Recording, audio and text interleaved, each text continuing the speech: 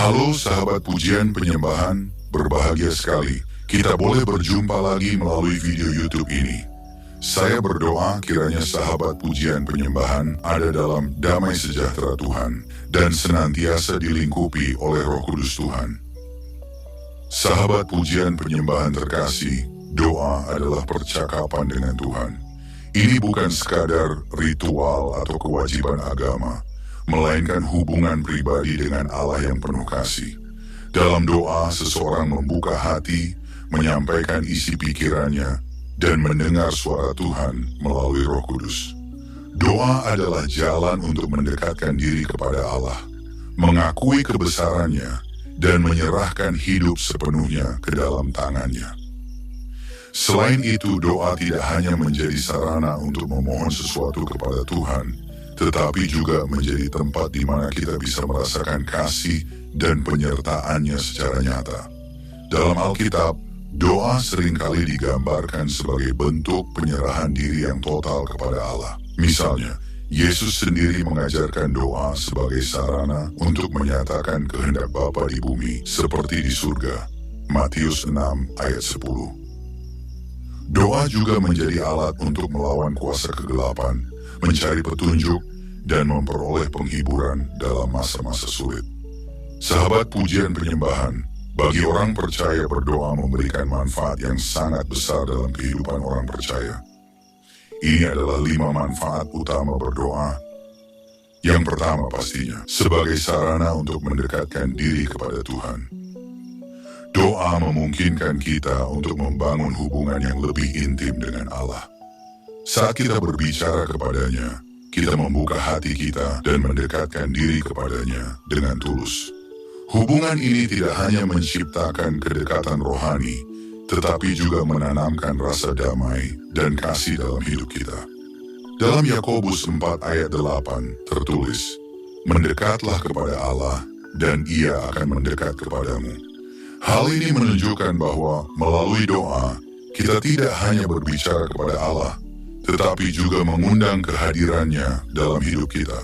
Kedekatan ini membawa kita pada pengenalan yang lebih dalam akan karakter Allah, termasuk kasih, kesetiaan, dan kekudusannya. Ketika kita mendekat kepada Allah, kita juga mendapatkan penghiburan di tengah tantangan hidup. Dalam doa kita mengakui ketergantungan kita kepadanya, dan dengan itu kita merasakan kuasanya yang memulihkan. Yang kedua, untuk membangun dan menguatkan iman. Doa adalah sarana untuk membangun dan memperkuat iman kita kepada Tuhan.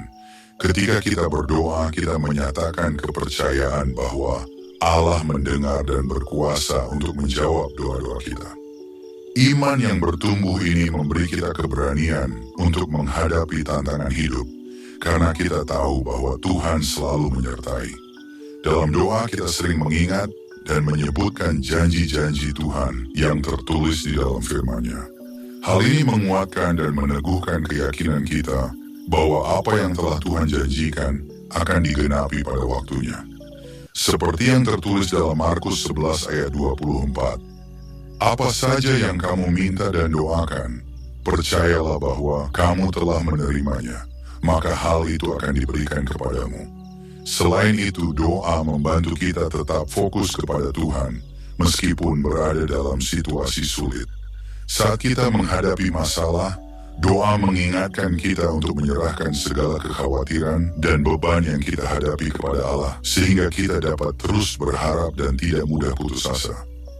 Doa juga menguatkan iman kita untuk melalui pengalaman-pengalaman nyata yang Tuhan nyatakan dalam hidup kita. Ketika kita melihat bagaimana Tuhan bekerja dalam hidup kita atau orang-orang di sekitar kita, iman kita semakin diteguhkan. Kesaksian akan jawaban doa menjadi bukti nyata dari kuasa dan kesetiaan Allah. Dan melalui berdoa, kita belajar untuk hidup bergantung pada Tuhan dalam setiap aspek kehidupan.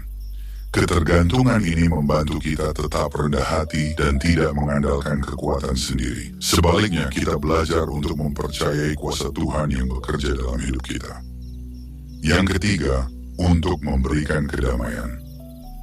Salah satu manfaat paling luar biasa dari berdoa adalah kita memperoleh kedamaian yang diberikan oleh Allah. Kedamaian ini bukan berasal dari dunia, melainkan dari hadirat Tuhan yang melampaui segala akal manusia. Ketika kita membawa kekhawatiran, ketakutan, dan beban hidup dalam doa kepada Tuhan, Dia menggantikannya dengan damai sejahtera. Filipi 4 ayat 6 dan 7 menekankan pentingnya doa sebagai sarana untuk mengatasi kekhawatiran. Janganlah hendaknya kamu khawatir tentang apapun juga, tetapi nyatakanlah dalam segala hal keinginanmu kepada Allah dalam doa dan permohonan dengan ucapan syukur. Damai sejahtera Allah yang melampaui segala akal akan memelihara hati dan pikiranmu dalam Kristus Yesus. Ayat ini mengajarkan bahwa melalui doa, kita dapat menyerahkan segala kekhawatiran kita kepada Tuhan.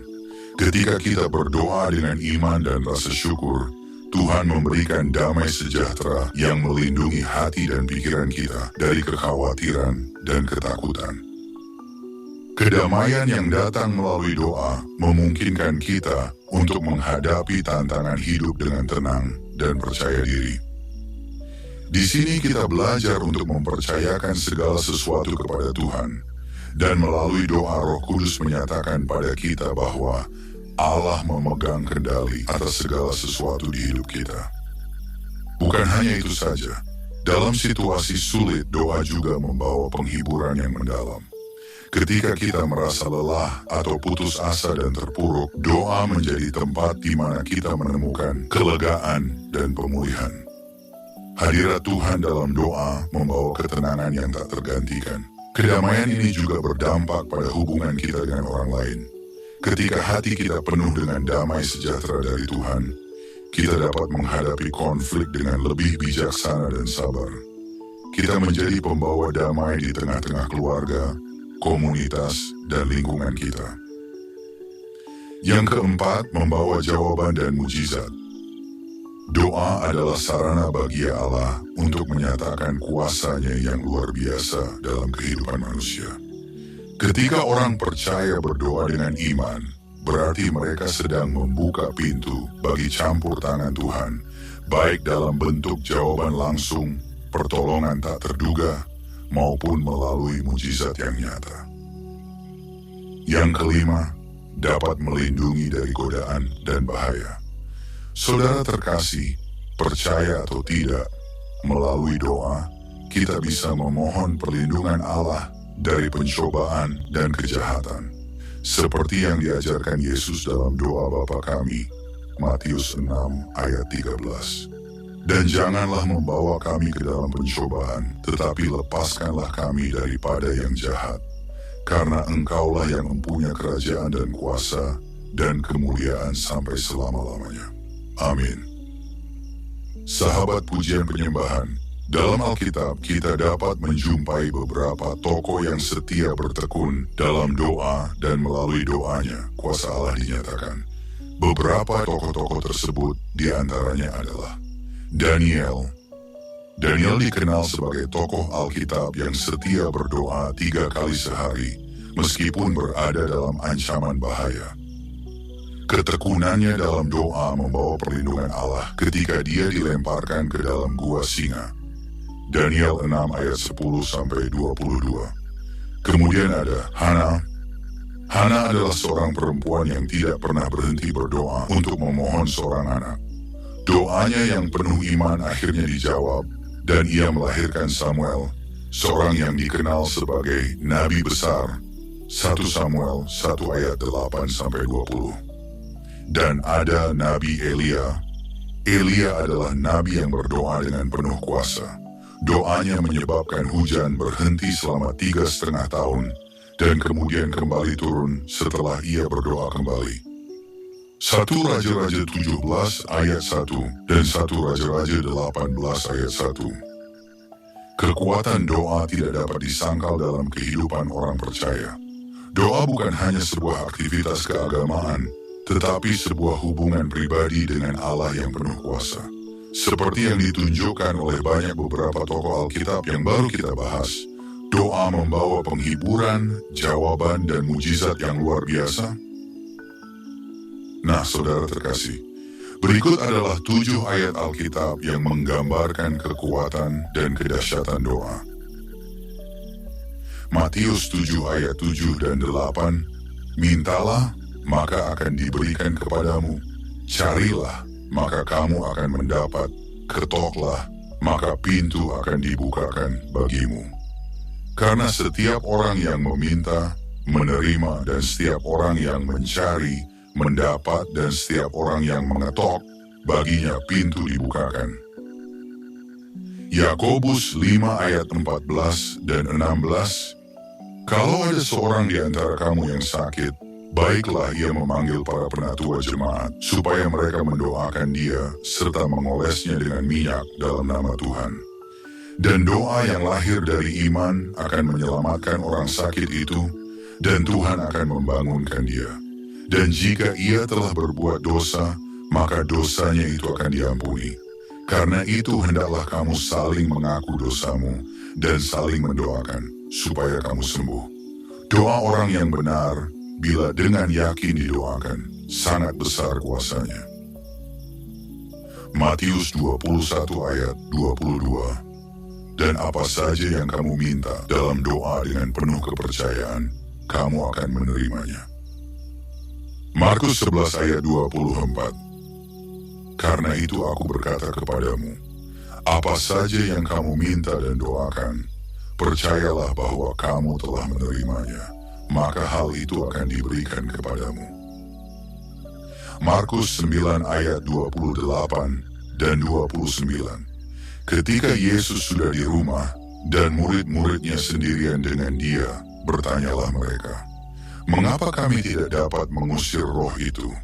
Jawabnya kepada mereka, jenis ini tidak dapat diusir kecuali dengan berdoa. Yohanes 14 ayat 13 dan 14. Dan apa juga yang kamu minta dalam namaku, aku akan melakukannya, supaya Bapa dipermuliakan di dalam Anak. Jika kamu meminta sesuatu kepadaku dalam namaku, aku akan melakukannya. Kisah Para Rasul 9 ayat 40. Tetapi Petrus menyuruh mereka semua keluar, lalu ia berlutut dan berdoa. Kemudian ia berpaling ke mayat itu dan berkata, Tabita, bangkitlah. Lalu Tabita membuka matanya, dan ketika melihat Petrus, ia bangun lalu duduk. Terima kasih Tuhan Yesus buat renungan kebenaran firman-Mu ini. Biarlah ini menjadi rema dalam hidup kami. Haleluya. Amin.